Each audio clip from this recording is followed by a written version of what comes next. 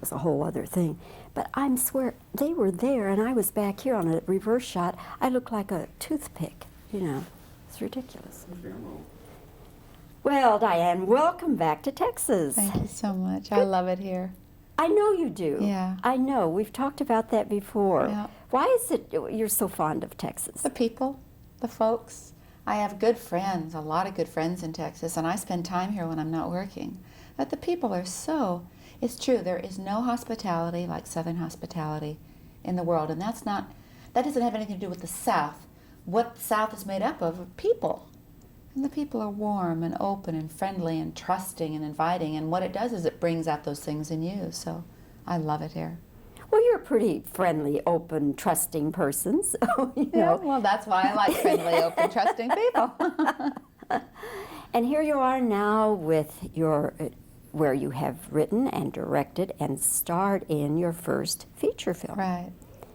Was it a painful thing to get it all together from word one? I don't know if I'd call it painful, but it was a challenge, definitely a challenge, and at times very difficult. But we got through it. We got through it from the time I picked up the pen until the time I finished publicizing. It'll be almost 3 years. Long time. Sold my house to keep it going. A lot of things happened. My beautiful Rebecca was killed. I mean, there's been a lot of hurdles. That part of it was very painful. Rebecca Schaefer. Yes, from the Sam. From my sister Sam, yeah.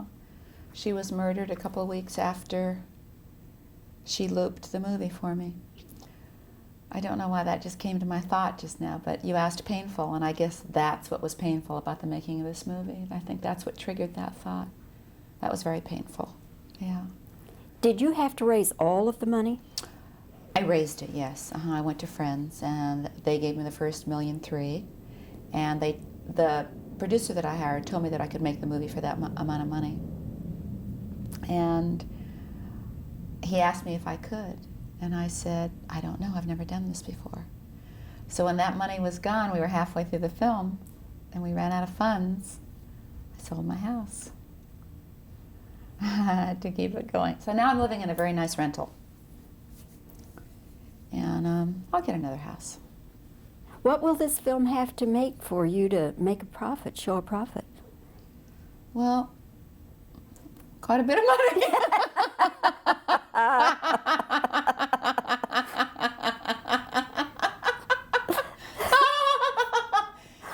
Well, it cost about $3.5 million, and of course that's without me taking a cent of pay, and that's with all my actors working for scale. And for those people who don't understand what scale is, that's minimum. You can't earn less than that. And my crew, my makeup people, my hair people, all my wonderful people. It just went along on a 16, 18, 20-hour schedule a day. It's a lot of love in a long time, you know. So I hope it makes it back so everyone can be blessed by it. Dyan, how would you describe the film? First of all, I read that it is somewhat autobiographical, and then I hear you say, no, it's not autobiographical. What is it? I understand all the feelings that underlie Stephanie, the character that I play, but sequentially it's not my life. What I tried to do was get a story that the masses, that the people that go to the movies could say, that's me, that's me. So I tried to pick different times of our lives that we focus in on memory-wise as our growing up periods and as things that will sometimes explain the way we are today. And I tried to take things that were popular enough, like sex, religion, politics, food, the things that we all understand, the extremes we go to with all those things, either the overaction or the underaction. What I tried to do was show what it's like for someone, be it a man or a woman, to get their self-worth back. To know that they're important, to know that they belong, without having to have everyone out there tell them that that's so. Because as I look and view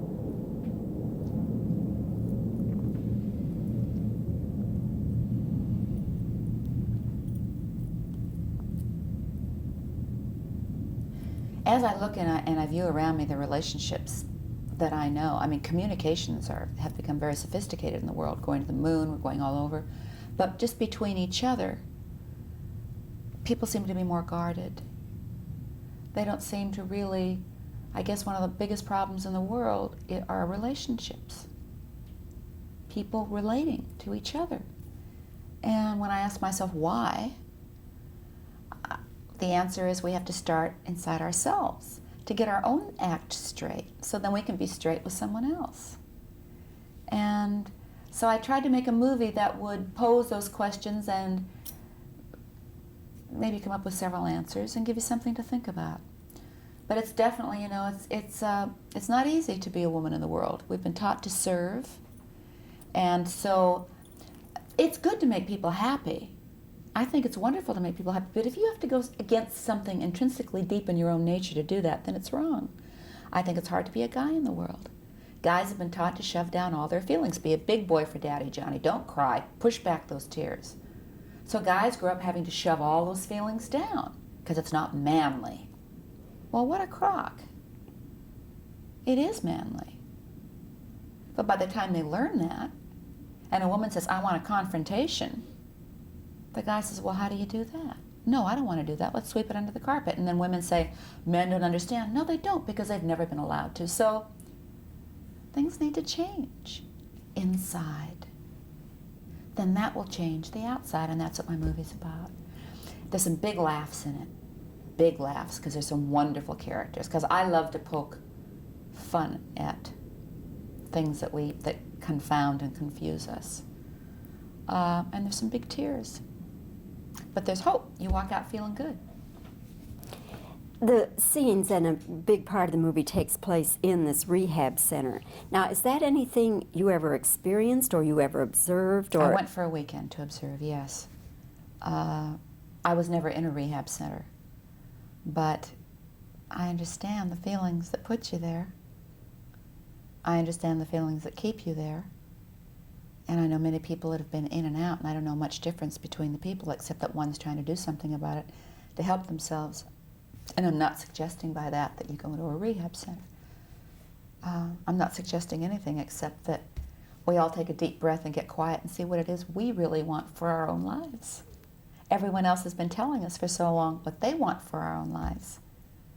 And we've been listening to everybody else, and in an effort to please them, we've been spending our lives the way they think we should spend them. Well, when you play musical chairs for that long, finally you want to say, I want a chair of my own, and it's my turn. What do I want to do with my life? And those are some of the questions that our heroine Stephanie asks herself. That was the part that Rebecca Schaefer played before I played Stephanie. She's extraordinary in the movie. She's so wonderful. We dedicate the movie to her.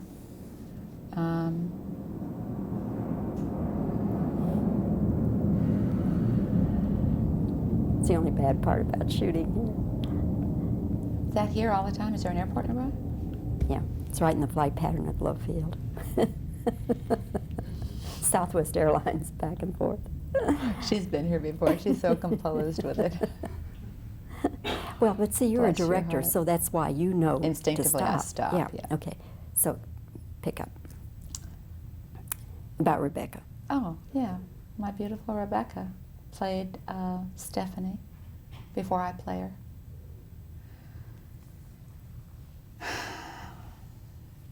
Yeah.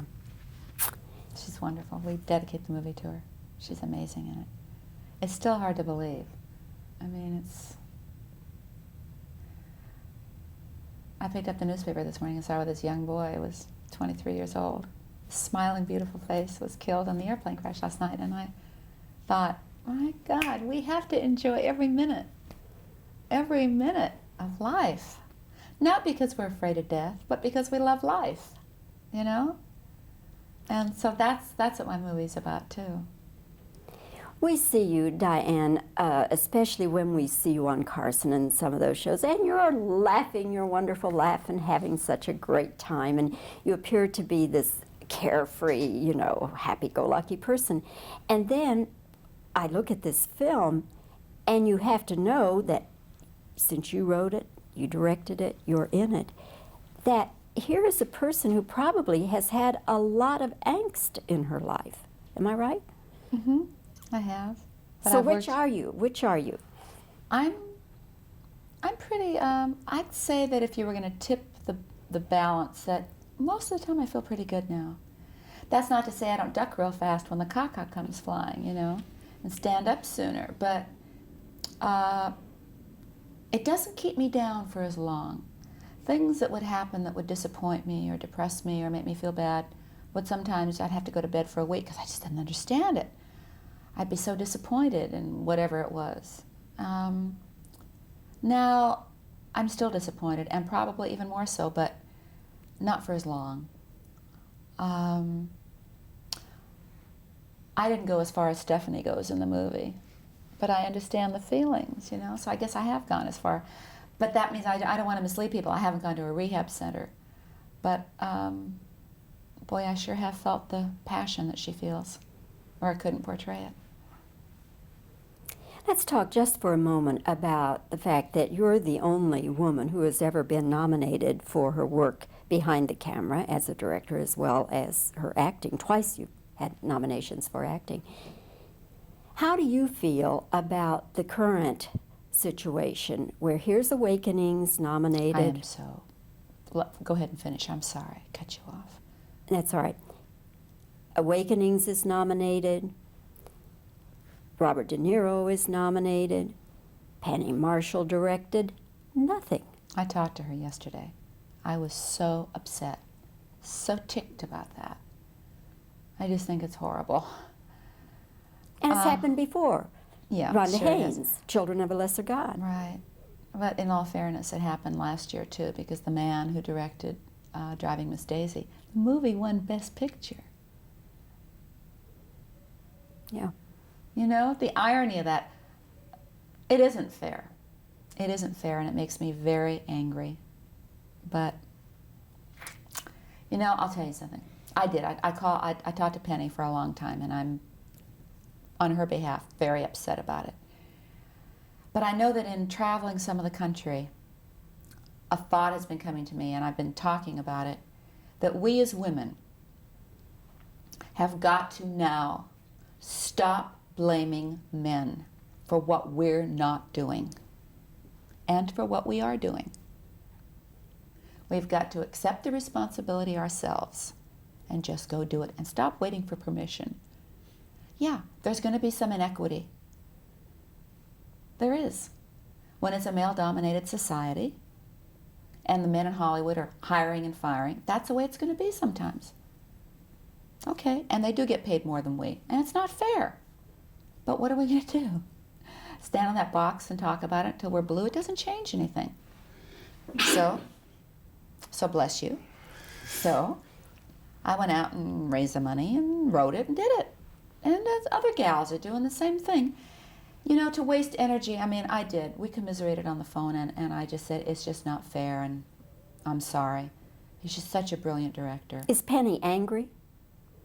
Oh, you'd have to ask her about that. I wouldn't want to offer forth her feelings, but I'm angry. I'm angry because she should have been nominated. And so should Steven Spielberg with some of the films he's been snubbed by the Academy for. And et cetera, et cetera, et cetera, you know? But you know, I can suss it up in about a minute. You want to talk about awards? Milli Vanilli got an award, whatever their silly name is, you know? So that's it for awards. So let's not give all those things as much power as we give them and get on with true greatness, you know? I've had it with that. Next.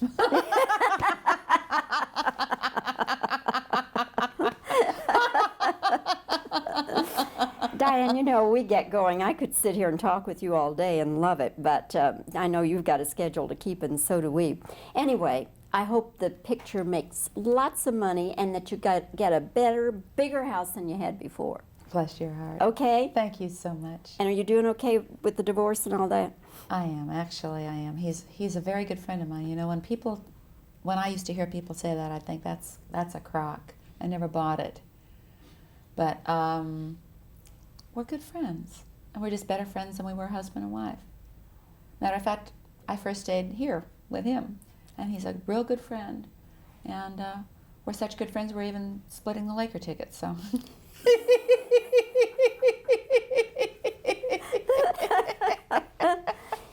co-executive producer. Yes. And he gave me some of the money for the movie. So we're pals, and that's a lot to say too. For people that are going through a divorce, you know. It's a friendly divorce. Thank you, God. Okay, thanks, Dyan. Thanks.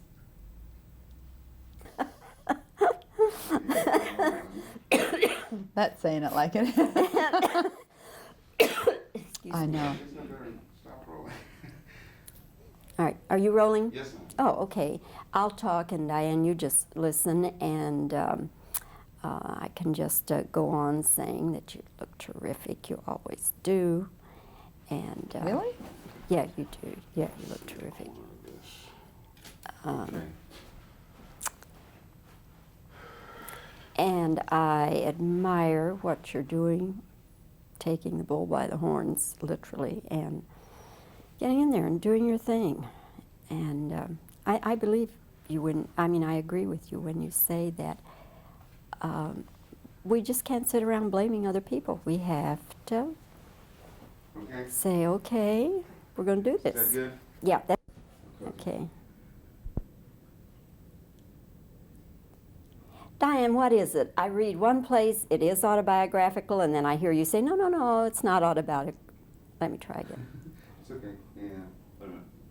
Okay. Well, I can't do anything. Hold on. 3. I'm wrong. Dyan, first I read it is autobiographical, then I hear you say, no, no, no, no, it's not autobiographical. Which is it now? Well, you see, it's not my life sequentially. I mean, I tried to pick things that I thought the masses could identify with. That's fine, that's Pull fine. that light out about 6 inches. Okay. Straight towards the wall. Towards that wall. Great. Okay. Yeah. And 3, 2. We're cooking.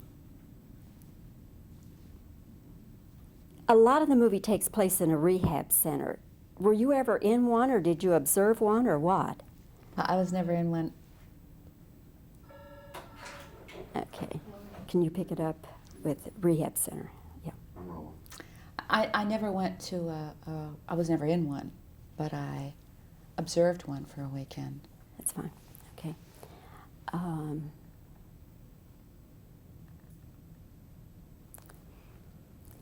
Dyan, we see you on the talk shows, and you're laughing your wonderful laugh, and you look so happy-go-lucky.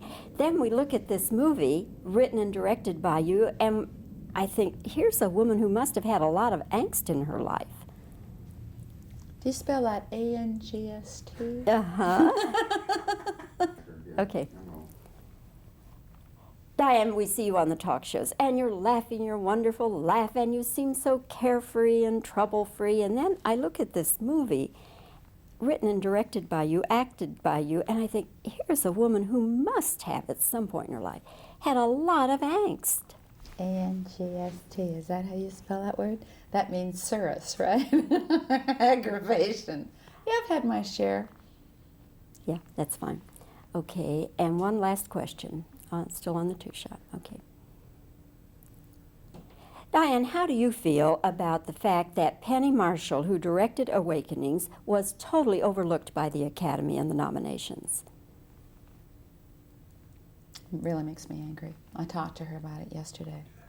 Okay. Dyan, how do you feel about the fact that Penny Marshall, who directed Awakenings, was totally overlooked by the Academy, even though the picture is nominated and so is Robert De Niro? I know. Really made me angry. How can you have a best picture without a best director? You can't. It's impossible. But, you know, we give too much power to the Oscars.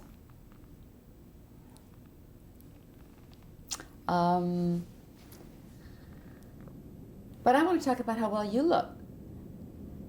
You want me to just keep talking? Yeah? Okay. Matter of fact, I called Penny and I said, Penny, we have to just stop. As women, we have to stop waiting for permission. We have to just go out and do what we have to do with approval or without approval. We have to stop blaming men. we women generally in the world have to stop blaming men for what we're doing and what we're not doing. Okay, won't that get it? Yeah. All right.